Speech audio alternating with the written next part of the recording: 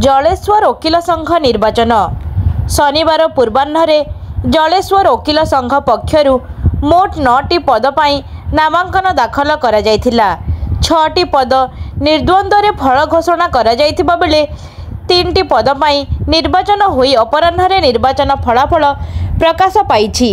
सभापति पद पर कुंज बिहारी दास और नित्य गोपाल दास मध्य निर्वाचन होइथिला।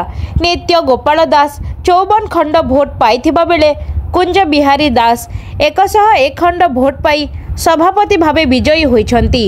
उपसभापति भावे सविता राणी साहू एवं संपादक भावे जगदीश चंद्र पाल, सह संपादक भावे कमल लोचन सेठी, कोषाध्यक्ष भावे भवानी शंकर दत्त, पाठागार संपादक भावे अमरेंद्र दे, सह पाठागार संपादक भावे असीम कुमार दे। शनिवार 5टा समय निर्वाचन अधिकारी इसाक बेग विजयी होइथिबा नाम घोषणा करथिले।